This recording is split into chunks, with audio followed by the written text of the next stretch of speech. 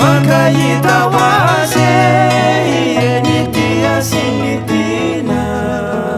rehefa andriamanitra manomana fanambadiana fa izy no mandatra ny fiainan'olombelona ireo zay resy lahatra tsy nahita faninenana fa tena mahafinaritra inona fahatra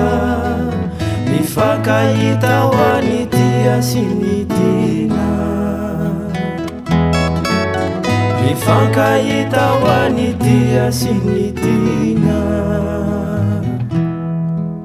raha mbola maharitra ny andro ny tany fifankatiavan'izy ireo tsy hisy fiafarany fianano tsy miova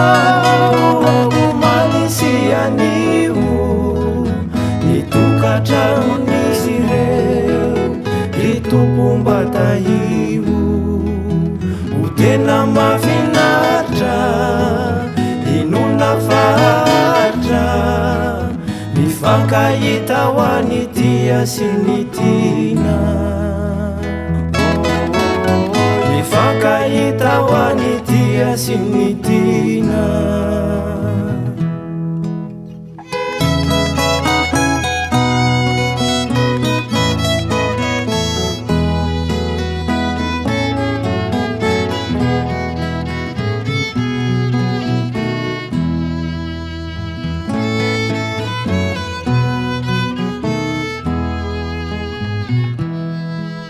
ronono sy tantely izay tany ankanana no nahatonga ny olona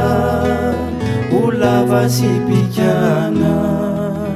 raha ten'Andriamanitra nataontsika fihinana zay tokantranontsika ve tsy ho feno ny famasinana inona fahatra ho tonga hatrany an-danitra hifankahita ho any tia sy ny tiana hifankahita ho any tia sy ny tiana mifankahita ho azy